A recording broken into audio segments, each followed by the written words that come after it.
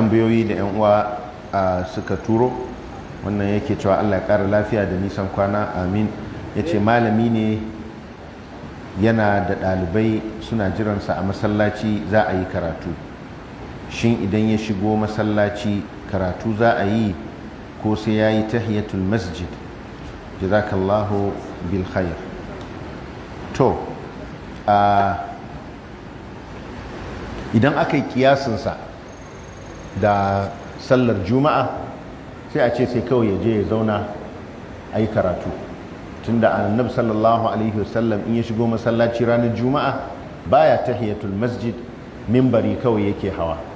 Kuma haka ta zamanto sunna ga limamai in suka shigo masallaci ranar juma'a ba sa tahiyatul masjid, sai kawai su hau kan mimbari. to aka yi kiyasinsa akan wannan ya nuna wannan yana daga cikin sura da aka yi istisna'in tahiyatul masjid ga liman.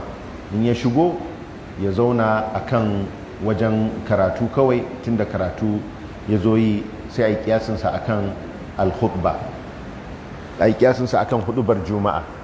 Amma idan ya yi tahiyatul masjid din sannan ya zo aka yi karatu, to wannan shine zai fi kamala, shine zai fi cika, saboda shi na liman da yake hawa kan mimbari wannan ibada ce makhsusa, ibada ce da ta rataya da ranar juma'a, wanda ranar juma'a da sallar juma'a ta keɓanta da hasa'is wanda ba na sauran salloli ba. Daga ciki tana zamantowa a maimakon sallah azhar, kuma sallah ce ta rana amma ake bayyana karatu, kuma sallah ce wanda ba a yin ta sai an yi mata hudu ba. Duk waɗannan khususiyat ya sanya abin da aka yi a cikinta ba zai iya zamantowa asali da za a yi kiyasin wani abu a kanta ba, tana da bambanci da sauran. To sai dai kawai in aka ɗauki janibin kiyasu shaba, abin da ake ce masa kiyasu shaba ba kiyasul illa ba, wanda yake mai rauni ne kiyasin, a ce to kamar yanda liman in ya shigo masallaci zai yi huduba, kuma huduba ta kunshi bayani da ilmantarwa, bai yi tahiyatul masjid ba, to haka malami in ya shigo masallaci domin ya yi bayani na ilimi da ilmantarwa, to shi ma ba sai ya yi tahiyatul masjid ba. An gane? to wannan sai ya zamanto qiyasus shaba, ta wannan fuskar zai zamanto asali, kuma ina ta wannan fuskar zai iya zamanto asali. Amma kamar yadda nace qiyasus shaba a wajen malamai yana daga cikin qiyasi mai rauni, amma suna amfani da shi wajen hukunce da dama. Sannan tambaya ta biyu wanda ya ce Allah ya ƙara wa malam lafiya da imani, amin. Malam tambaya ta ita ce, ban taɓa zuwa aikin hajji ba, ya halatta na je umra ko aikin hajjin ake so a fara yi? Na gode. Mutum ya halatta ya yi umra kafin ya yi aikin hajji, kamar yadda yake ya halatta ya hajji kafin ya yi umra. Duk da yake umra a wajen jumhurin malamai ba farilla ba ce, sunna ce. To ya halatta mutum ya yi sunna kafin ya yi farilla, wadda take shi ne hajji, tunda ita umra ita ce karamin hajji. To ya halatta a yi karamin kafin a yi babban. Bal sahabbai da ba su taɓa yin hajji ba sai da suka yi umra. Shi kansa annabi sallallahu alaihi wasallam bayan saukar musulunci a gare shi bai yi hajji ba sai da ya yi umra, sai da ya yi umra har sau uku, sai da ya yi umra har sau uku tukuna. Ya yi umratul qadiyya ko ya yi umra ta ji'irrana bayan fathu makka. Sannan ya yi umrar ana kirga umrar hudaybiya wadda duk da yake bai yi ba, amma haka ya yi aski. Ita ce don annabi sallallahu alaihi wasallam ya shahara ana cewa umra hudu ya yi. To sannan bayan nan ne sannan ya yi umrarsa, sannan ya yi hajji a shekara ta 10 bayan hijira. To ka gani a shari'u kenan sallallahu alaihi wasallam, shi kansa ya yi umra kafin ya yi hajji. To wannan ya isa ya zamanto mana amsa ga wannan tambayar. To sai kuma wannan shi ma ya ce Allah ya ƙara wa malam imani da ikhlasi, amin. Malam menene hukuncin auren da aka ɗaura matar tana da ciki? Shin auren ya yi ko za a ɓata shi? Jazakumullahu khairan. Aure idan aka ɗaura shi mace tana da ciki, wannan auren ɓatacce ne, saboda in tana da ciki wajibinta ta yi istibra'i, to istibra'i yana ɗaukan hukuncin idda. Shi kuma ita kuma idda Allah ta'ala ya ce wala ta'azimu uqdatan nikahi hatta yablugha alkitabu ajala, kada ku kulla igiyar aure har sai ajali ya kai lokacinsa, wato ajalin idda ya cika ya kai lokacinsa. Saboda haka idan irin wannan ya faru kuma abu ne wanda yake da an sani, to sai a yi salin alin a yi shuru, ta je ta zauna ta yi idda,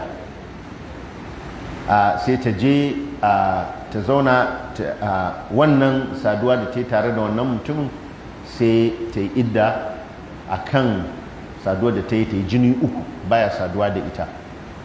In kuma ba ta jini ta yi wata 3, in ta gama idda sai a sake ɗaura aure, tunda ta riga ta haihu.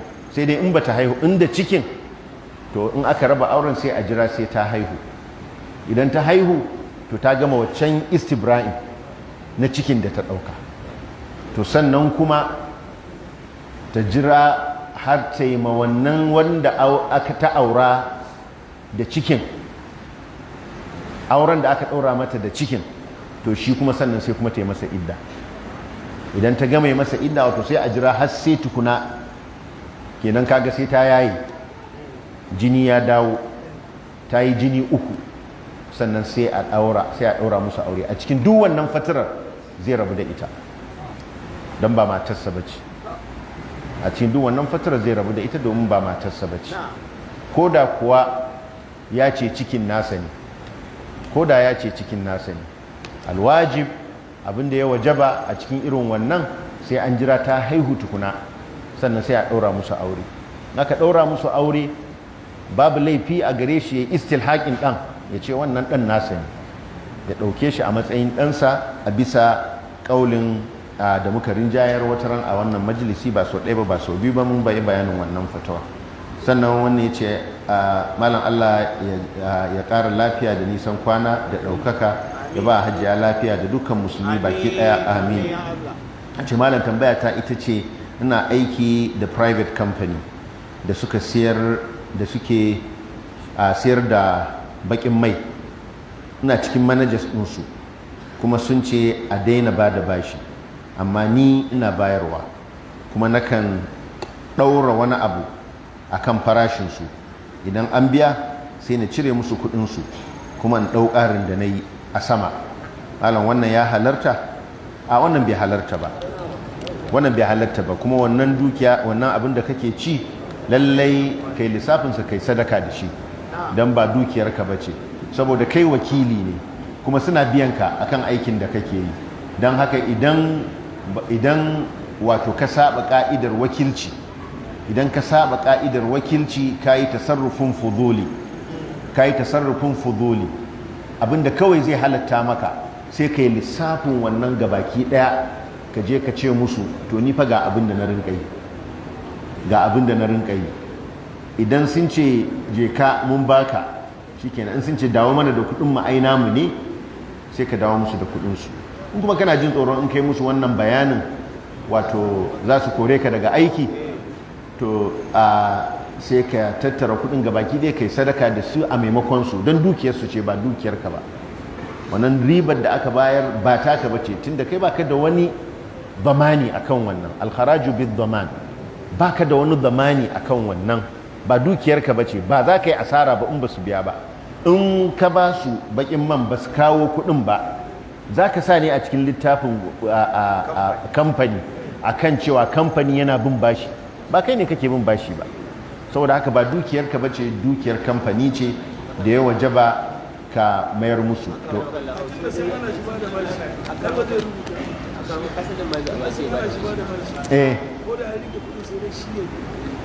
Sai dai shi ya biya, a to wai don shi zai biya, saboda haka ya halatta masa kenan tunda shi ne zai biya. Sai dai ya dinga sa kudinsa yana kuma ya ba da bashi, ya sa kudinsa ya siya wajen kamfani, kuma ya ba da bashi, wannan shi ne ya halatta. To wannan shi kuma zai zo wato wakili ya sayar ma kansa abin da aka wakilta shi. an wakilta shi ya sayar. Idan aka wakilta ka sayar da abu, ya halatta ka sayar ma kanka?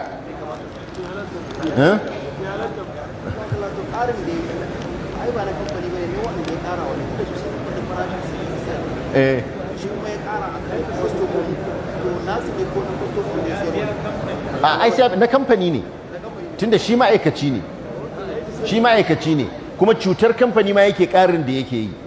Wannan ƙarin da yake yana cutar kamfani, tunda wannan zai sa a guji. Mu dawo wannan matsalar da suka kawo cewa idan ya ce ya sa kuɗinsa ya saya, in ya saya shi sai ya sayar musu da bashi ya ɗora riba a kai, ko? To yanzu wannan ya halatta wakili ya sayar ma kansa abinda aka bashi ya sayar, ya zamanto shine zai sayar. Kaga idan yayi wannan ya zama shine mai sayarwa kuma shine mai saya, ya tawalla tarafai al-aqd kenan. Kamar wanda mace ce kuna abokiyar wasa da ita, kuna ƴan mazazar, ƴan wa da ɗan ƙani, sai ta ce kai ne za ka ɗaura min aure. Sai ka ce ni zan ɗaura miki aure? To alhamdulillah, ana zuwa ɗaurin aure sai ka ce na nema kuma na bayar. Shi ne tawalli tsarafai al'aqdi, aiko? Bakin ce ɗaura miki aure ba? To na neme ki kuma ni ne mai ɗaura aure kuma na ba wa kaina. Ya yiwu ko?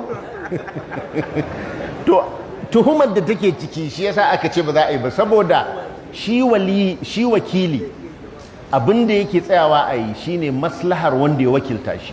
Amma yayin da ya zamanto cewar zai sanya ma kansa ya samu wannan maslahar, to ya zamanto ana tuhumarsa, shi ba amini bane a wannan lokacin, ba amintacce bane. Domin amincinsa ya zamanto shi wato a cire yake daga cikin mu'amalar, shi zai yi ne tamkar shi wanda ya wakilta shi ne yake yi. Saboda haka a cikin irin wannan ba zai yi jibinci tsarafai al'aqdi ba, zai tsaya akan sharaɗin da wato a mai gidan kamfani ya sanya masa ne. To sannan wanda ya ce Allah ya ƙara ma lafiya da nisan kwana mai albarka, Allah ya ƙara ma hajjiya lafiya, amin. Akwai PTA da bank yake bayarwa na dala 4,000.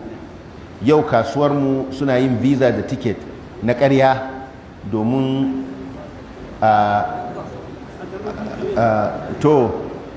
domin su ba su wannan dalar, sannan shi ma'aikacin banki sai ka ba shi wani abu sannan za su baka. menene hukuncin haka? To abin nan da abin da ka nema ta hanyar algus, da abin da ka nema ta hanyar ba za a ce dukiyar haramun bace, amma wannan ƙaryar da kai da algus da wannan algus din da kai dole laifin yana kanka, saboda visa da kai ta ƙarya ce ko? Amma dai akwai bizar, akwai kuma ticket din da ticket din da bizar duk na gaskiya ne, amma ba za ka yi tafiyar ba. Sai a mayar, sai a soke ticket din.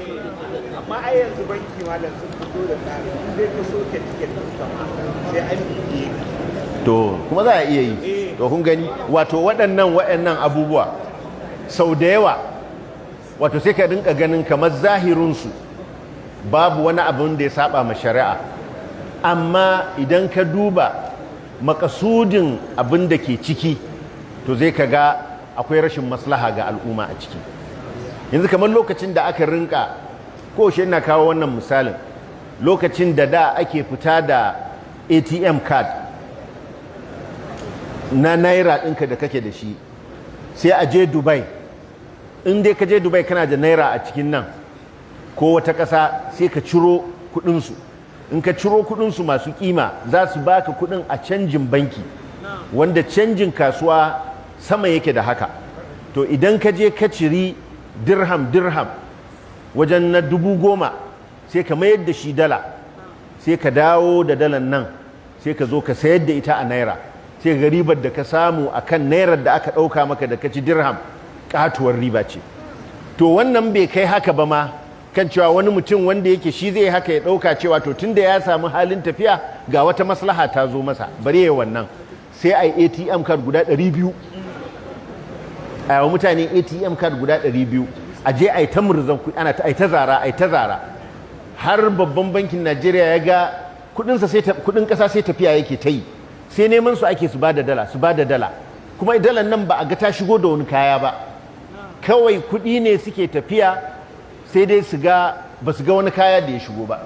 Saboda haka sai tun ana tsayarwa ana cewa dala 300 kawai za ka iya cira, har yanzu ya kai wannan katin ba za ka iya cira ko kwabo da shi ba.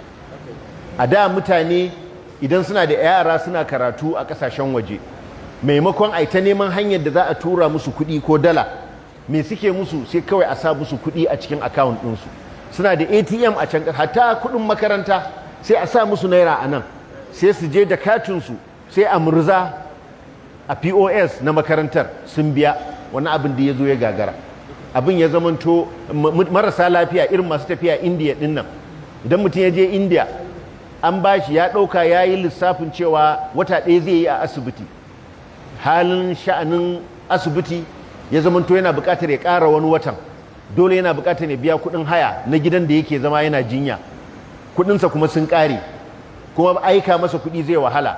A da kawai sai a sa masa kuɗi a cikin akawun ɗinsa, da katinsa kawai sai ya ciri kuɗin Indiya sai ya biya kuɗi. Wannan da aka rufe wannan hanya akan maslahar waɗansu ƙalilan da suke samun maslaha, sun cuci al'umma baki ɗaya. Saboda aka sau da yawa lokacin da aka fara tambaya ta akan wannan, na ce to zahiri babu wani hani a cikin wannan. To amma saboda rashin hangen nesa na, inda su Imam Malik ne suna da hangen nesa, tuni za su gano mai shiri yayin da mutum yake shiri, za su gano da yake su ma sun san garin nan, tuni za su gano. Ni ban ga, sai daga baya ya bayyana cewa ga abin da mutane suke. To yawanci shi yasa aka fitar da ka'idar saddu dhari'a, abu wanda yake zahirinsa ya halatta babu komai a cikinsa, amma idan zai kai ya zuwa ga wata barna sai a hana. To yanzu ka ga in aka ci gaba da wannan hanyar, dala 4,000 da ake bayarwa sai an zo an hana, an maida ta dala 1,000. Kaga daga baya an zo an cuci al'umma.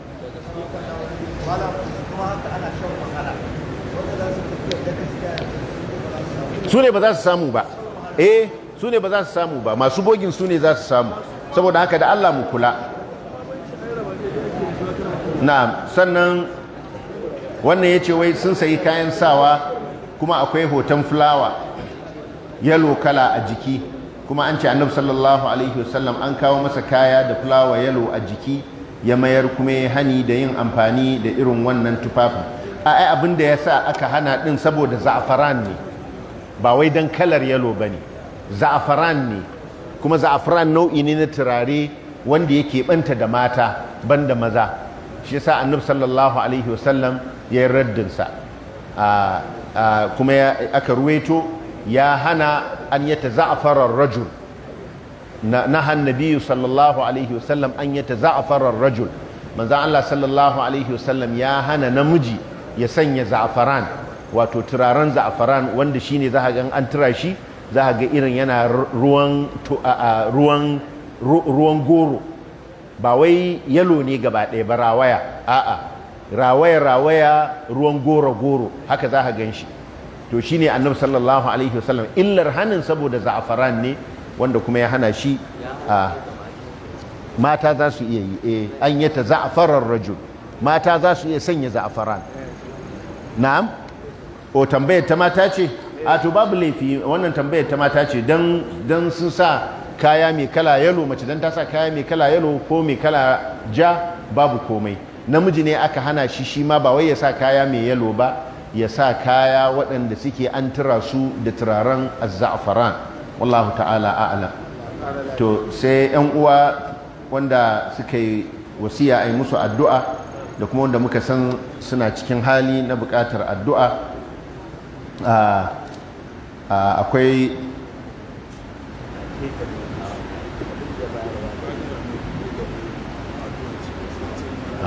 wannan akwai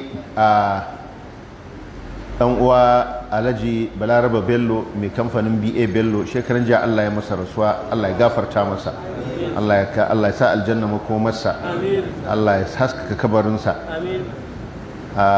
Akwai wanda yake neman addu'a zai saka ɗansa a makaranta ta addini, to Allah ya sa ya dace, Allah ya sa ya dace da makarantar kirki.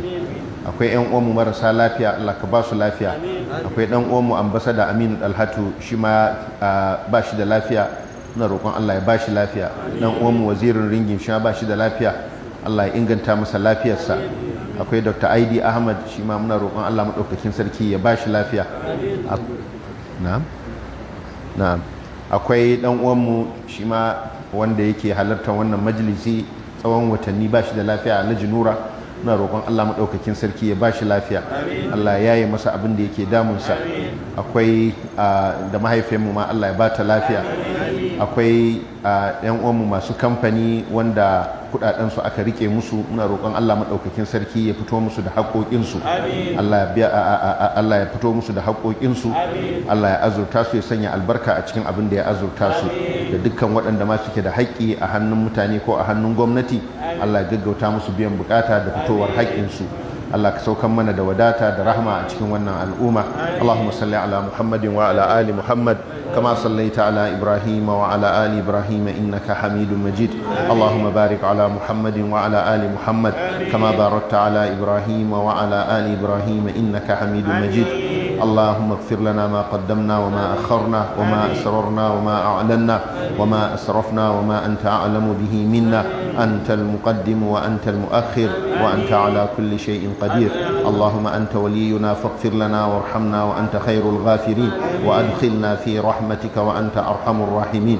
اللهم اقسم لنا من خشيتك ما تحول به بيننا وبين معصيتك ومن طاعتك ما تبلغنا به جنتك ومن اليقين ما تهون به علينا مصائب الدنيا. اللهم متعنا بأسماعنا وأبصارنا وقواتنا ما أبقيتنا واجعله الوارث منا واجعل ثأرنا على من ظلمنا وانصرنا على من عادانا ولا تجعل مصيبتنا في ديننا ولا تجعل الدنيا أكبر همنا ولا مبلغ علمنا ولا تسلط علينا من لا يخافك ولا يرحمنا يا أرحم الراحمين. اللهم ابسط علينا من بركاتك ورحمتك وفضلك ورزقك. سبحان ربك رب العزة عما يصفون وسلام على المرسلين والحمد لله رب العالمين.